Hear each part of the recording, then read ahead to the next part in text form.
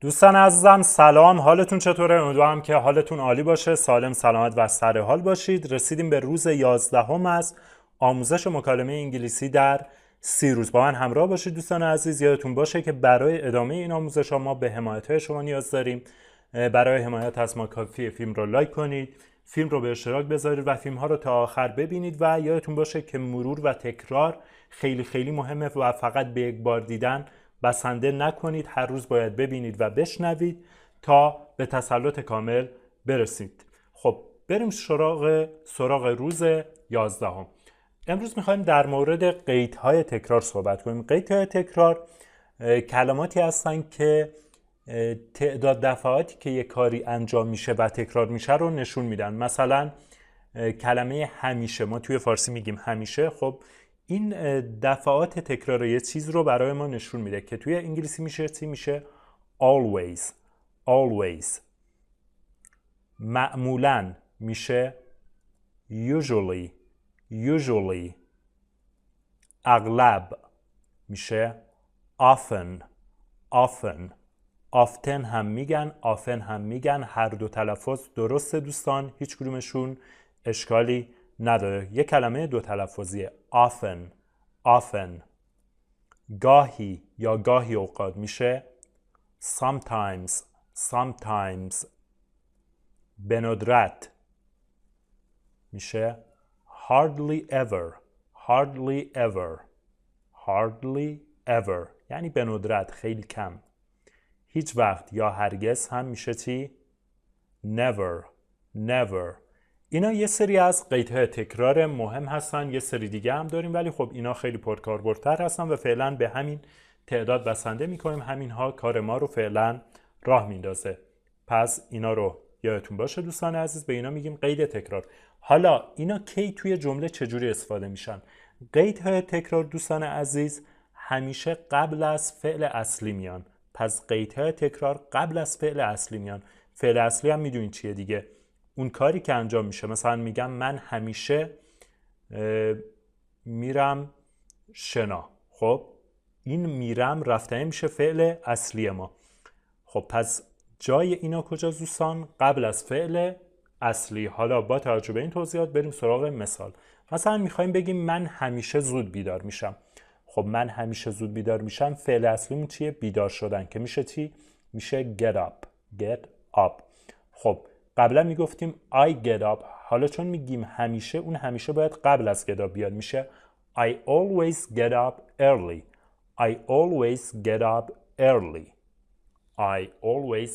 early. من هیچ وقت دیر بیدار نمیشم.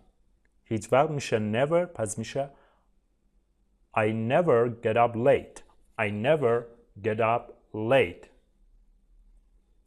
پدرم معمولاً با ماشین سر کار میره. سعی کنید قبل من خودتون بسازید جمله رو. ببینید چیکار میکنید. پدرم my father، بعد باید معمولاً رو بیاریم. usually goes to work by car. My father usually goes to work by car. یا میتونستیم بگیم my father usually drives to work. چرا بعد drive s گذاشتیم دوستان؟ چون زمان حال ساده است. زمان حال ساده باید چیکار کنیم دوستان عزیز؟ توی سوم شخص مثل پدرم یا اونایی که کلا سوم شخص مفرد هستن به فعلمون s یا s اضافه میکردیم. این قیدهای تکرار هم معمولاً نشون دهنده زمان حال ساده هستن، چون بحث تکرار هزیه. گفتیم کارهای تکراری، کارهای دائمی و همیشگی معمولاً از زمان حال ساده استفاده میکنیم. بگید به ندرت پیاده میره. به ندرت میشد چی؟ hardly ever. he، چون بحث پدره باید بگیم he hardly ever walks. اینجا بازم اس گذاشتیم. اگه راجع به خودمون صحبت میکردیم میگفتیم I hardly ever walk، دیگه اس نمیذاشتیم. بگید ما اغلب دیویدی تماشا میکنیم. We often watch DVDs. گفتیم وقتی در مورد یه چیزی در حالت کلی صحبت میکنیم توی انگلیسی اس بهش میدیم. We often watch DVDs، با جمع میاریمش. ولی گاهی به سینما میریم. خب کی به سینما میره؟ ما. But we باید گاهی رو بیاریم. Sometimes, but we sometimes go to the movies. But we sometimes go to the movies. توی جلسه ساعت قبلی یادتونه که گفتیم سینما رو توی انگلیسی موویز هم میگن، بیشتر از موویز استفاده میکنن تا سینما، ولی توی انگلیسی بریتیش بیشتر میگن سینما، همون سینما رو میگن، ولی توی امریکن میگن go to the movies. But we sometimes go to the movies. بگید گاهی با تاکسی میرم سر کار. گاهی sometimes بود، پس میشه I sometimes take a taxi to work. I sometimes take a taxi to work. توی جلسه گذشته گفتیم که برای با تاکسی رفتن هم میتونیم بگیم take a taxi، هم میتونیم بگیم go by taxi. I sometimes take a taxi to work. یا میتونیم بگیم I sometimes go to work by taxi. شوهرم همیشه سر کار نهار میخوره. My husband always eats lunch at work. My husband always eats lunch at work. اینجا ببینید بعد eat اس گذاشتیم چون شوهر my husband میشه سوم شخص. My husband always eats lunch at work. من هیچ وقت آخر هفته ها کار نمی کنم. I never work on weekends. I never work on weekends. تمرین. با استفاده از قیدهای تکرار دوستان یه جمله واقعی در مورد خودتون بگید و توی کامنت ها برامون بنویسید. یعنی چی؟ یعنی این قیدهای تکراری که داشتیم هیچ وقت، همیشه، هرگز، یه جمله بگید، مثلا بگید من همیشه کاری رو انجام میدم. یه چیز واقعی در مورد خودتون، یه چیزی که میخواید بگید. یا مثلا بگید من هیچ وقت این کار رو انجام نمیدم، چه میدونم من بعضی وقتا یه کاری رو انجام میدم. یه چیز واقعی در مورد خودتون توی کامنت ها برامون بنویسید. خیلی خیلی مهمه دوستان اینکه مشارکت کنید و خودتون رو درگیر کنید، فکر کنید به چیزهایی که برای خودتون عملیه. میتونید هم برای خودتون هم برای اعضای خانواده‌تون مثلا بگید پدرم همیشه فلان کار رو میکنه، مادرم همیشه این کار رو انجام میده. خیلی خیلی مهمه که توی همه درس‌ها دوستان این ذهنیت رو داشته باشید که فقط به جمله هایی که من توی فیلم ها میگم بسنده نکنید و خودتون جملاتی رو متناسب با موقعیت خودتون و جملات واقعی برای خودتون بسازید. خیلی خیلی خیلی پیشرفت خواهید کرد. درسته که زمان گیره، اما زمانتون ارزشمنده. اون وقتی که میذارید خیلی خیلی ارزش داره. پس این کار رو حتما انجام بدید و یه جمله هم امروز توی کامنت ها برای ما در مورد خودتون بنویسید.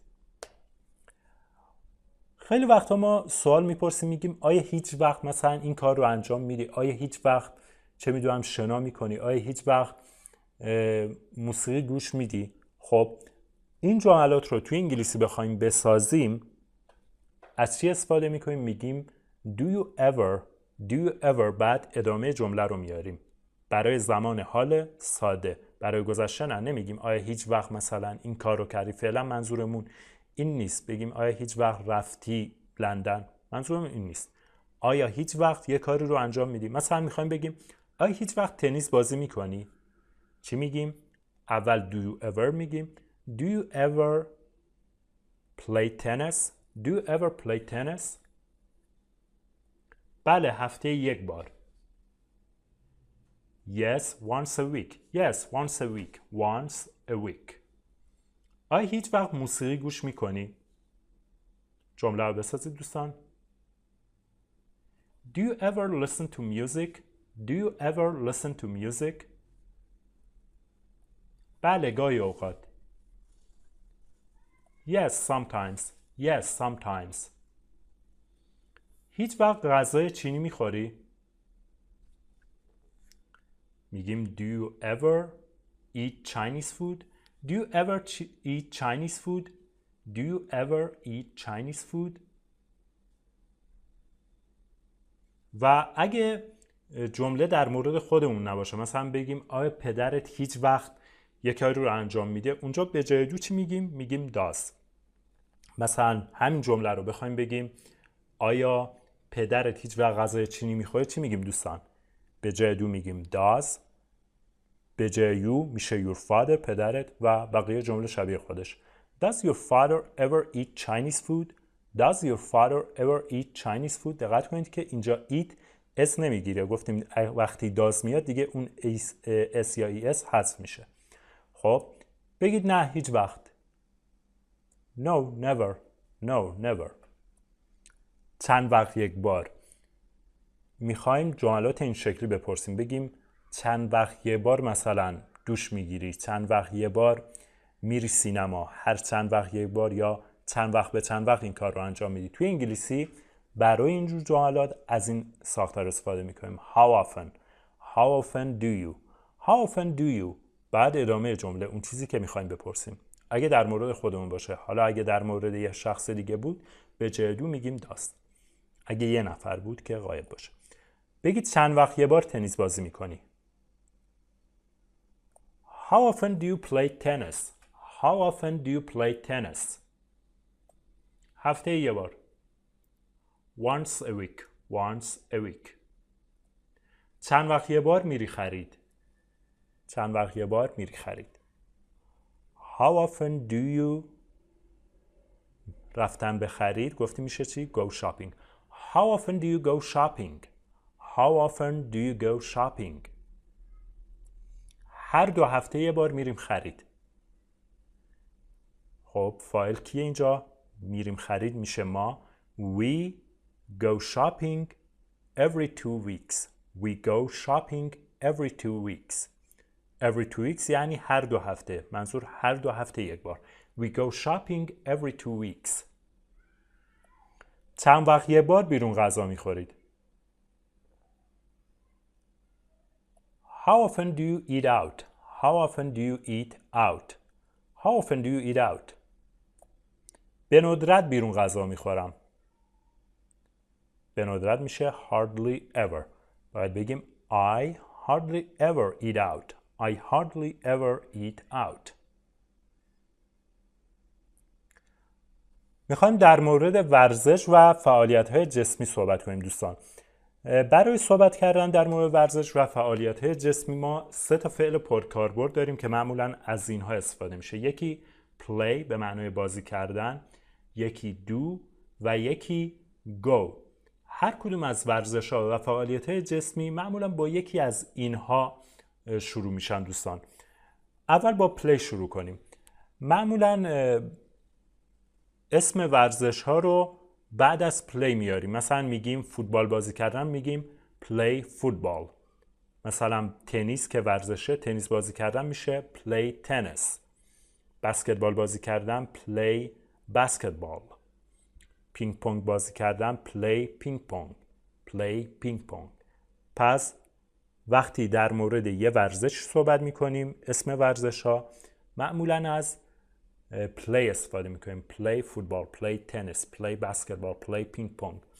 حالا بعضی از ورزش ها هستن که با دو میان دوستان. شما باید دقت کنید دوستان، سعی کنید اینا رو با هم یاد بگیرید. یعنی play فوتبال رو کلا یه عبارت در نظر بگیرید. اونایی که با دو میان دوستان، مثلا یوگا کار کردن میگیم do yoga, do yoga. ژیمناستیک کار کردن میگیم do gymnastics, do gymnastics. نمیگیم play gymnastics، میگیم do gymnastics, do yoga. اروبیک کار کردن do aerobics, do aerobics. کاراته کار کردن میشه چی؟ do karate, do karate, karate. پس این 4 تا رو یادتون باشه که با دو میان دوستان. do yoga به معنی یوگا کار کردن، do gymnastics نمیگیم play gymnastics، do aerobics aerobic کار کردن، و کاراته هم نمیگیم play karate، میگیم do karate. تلفظ صحیحش رو هم دقت کنید، کاراته نیست. ما توی فارسی معمولا اونجوری که نوشته شده میخونیمش کاراته میخونیم، اما تلفظ صحیحش karate. karate. اون تی آخر توی انگلیسی امریکن معمولا وقتی که تی بین دو تا حرف صدادار قرار میگیره، اینجا ببینید بین A و E هست، شبیه د تلفظ میشه do karate یا do karate، اونم میشه ولی امریکن ها بیشتر میگن karate. خب یه سری هم هستن با go استفاده میشن دوستان. اونایی که با go میان معمولا وقتی در مورد رفتن به اون ورزش صحبت میکنیم، میگیم رفتن به پیاده‌روی میشه go walking یا go for a walk یا go for a walk، هر دو کاربرد دارن.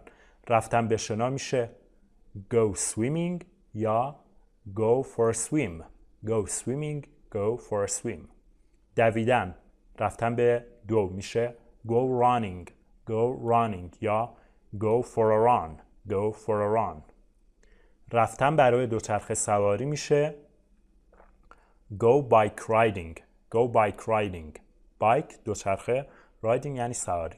go bike riding. رفتن به کوهنوردی go climbing.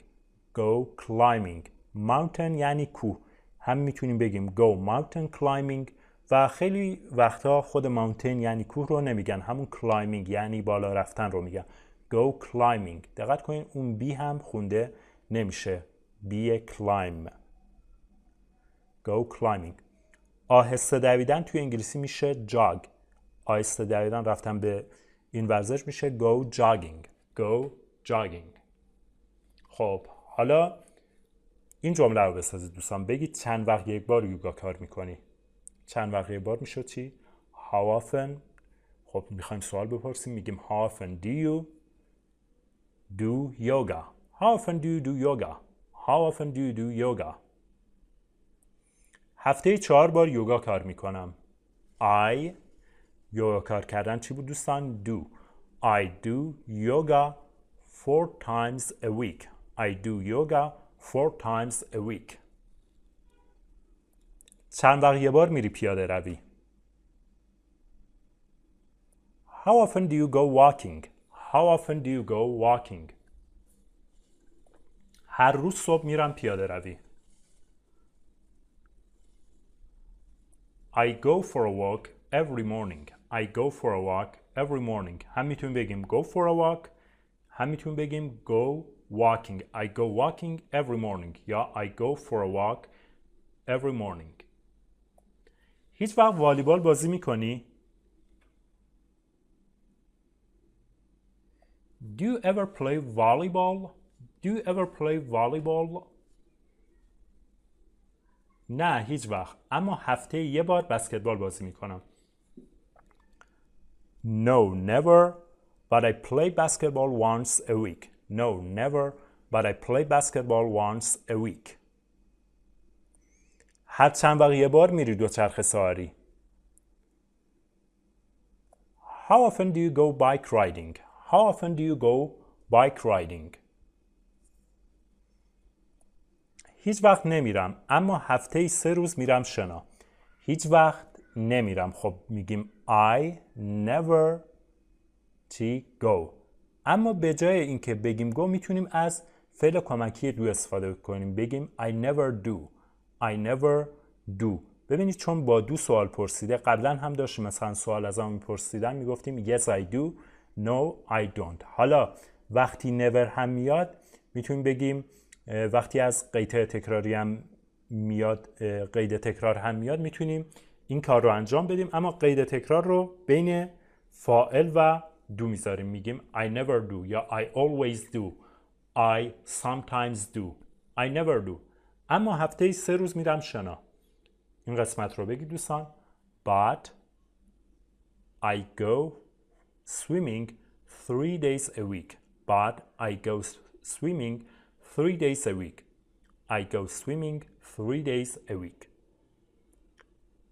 خب دوستان عزیز، این قسمت هم تموم شد. ممنون که تا اینجا همراه ما بودید دوستان عزیز. فیلم رو چندین بار ببینید، مرور تکرار خیلی خیلی مهمه و همونطور که قبلا هم داخل فیلم هم عرض کردم خدمتتون، سعی کنید خودتون جملات مربوط به خودتون رو با توجه به ساختارهایی که یاد گرفتیم بسازید، هم توی این قسمت و هم توی قسمت‌های قبلی و قسمت‌هایی که بعداً هم انشالله می‌سازیم.